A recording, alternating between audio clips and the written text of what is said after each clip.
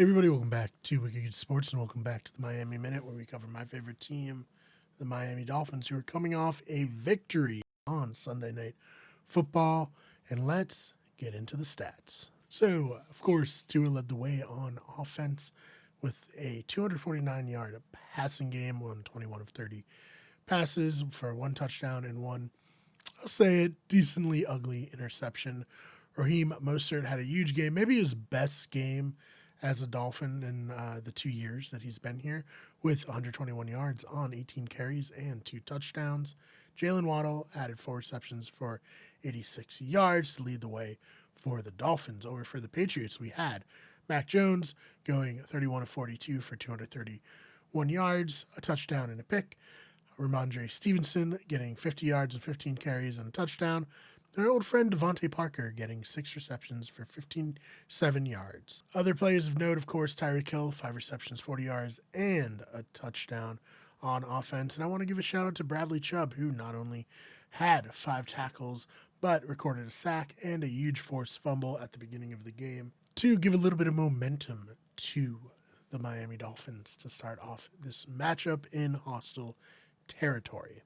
And it was a good start for the Miami Dolphins in the first half. They were able to build a 17-3 lead going into halftime. So the Patriots really had a creative defense. They were playing 3 high, not something you hear very often, for their safeties, not allowing anything over the top. They didn't want Tyreek Hill or Jalen Waddle to get behind them and to beat them, which, of course, is a very understandable thing, especially when you see just how badly Tyreek torched the Los Angeles Chargers in week 1. So there's a lot of underneath, and the Dolphins were forced to kind of take what the defense gave them, and they were able to move down the field with, I don't want to say ease, but they were able to establish some decent drives between the 20s, but they weren't completely kept out of the end zone. Of course, Mostert and Hill both got their touchdowns in the first half. Patriots played a lot better in the second half. They blocked a field goal. The blocked field goal probably led to the other field goal being missed. I mean, it seems Jason Sanders, who, let's just be honest here, he's not the same player he was in 2020. Hoping he can get back there, but at this point it's looking unlikely that he will, unfortunately.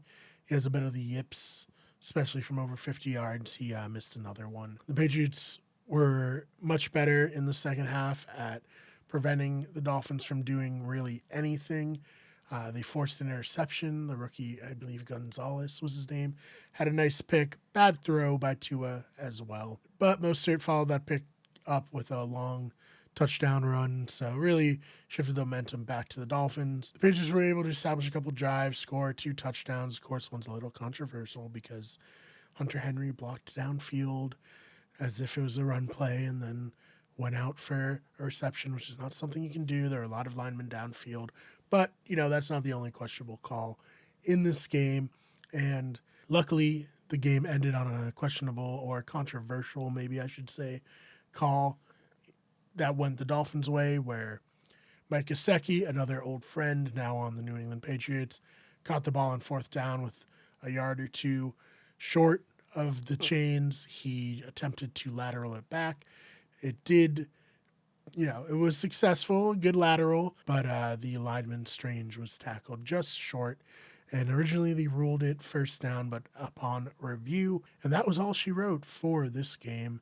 An exciting one, not the best game in terms of the Dolphins' domination on offense, but the defense did impress me. They played well. Xavier Howard got a really nice interception while playing Devontae Parker, so kudos to him. Big shout out. We're going to need him to continue to play like that after a down year last season in Jalen Ramsey's absence, especially because Jalen Ramsey's replacement, Eli Apple, had a lot of pass interferences here.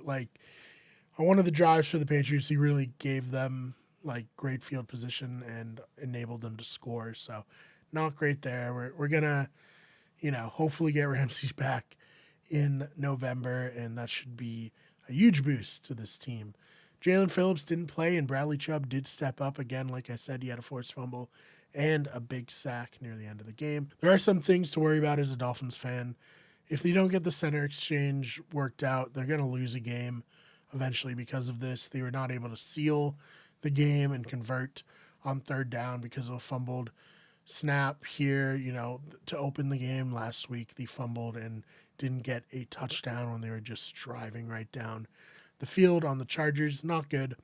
And then I alluded to it a little bit earlier, but Jason Sanders, he's not what he was. I don't want to say he's not good, but he misses some kicks and seemingly pretty costly times. So that's not exactly what you want to see out of a former All-Pro, a former Pro Bowler, but I don't feel like they're going to replace him at this point unless, he does lose a game for the Dolphins, and then we'll see. I have to think that there's better kickers out there somewhere, but the Dolphins, for whatever reason, just don't want to even bring someone in to challenge him. So not great. At the end of the day, Dolphins 2-0, top of the division, top of the AFC after 2 weeks.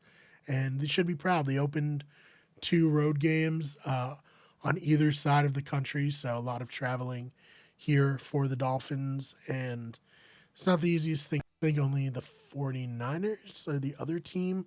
Makes sense. Mike McDaniel is from the 49ers. They have the same mentality, so not terribly surprising that these were the teams that started 2-0 on the road. Looking forward to next week. We get the Denver Broncos. This is kind of a revenge game because, before Nathaniel Hackett as head coach in Denver, there was Vic Fangio, and it didn't go great, though he did get that defense to play exceptionally well. He just could never figure out the offense, and, they still haven't really figured out the offense.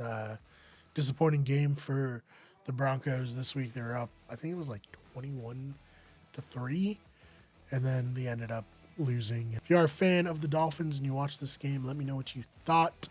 I can't really be upset in any ways. I mean, a difficult opponent. The Pats are better than I think people realize. That defense is so legit. They've improved on offense a little bit anyways. And going into Foxborough early in the season, getting a win against a tough divisional opponent, I'll take it. I have very few complaints that I haven't already listed in this video. So I'd love to hear what your thoughts on this game was. And if you enjoyed it, please subscribe. We have plenty of football, hockey, Premier League, NBA talk coming up here as the months go on. Thank you so much for watching, and we will see you in the next one.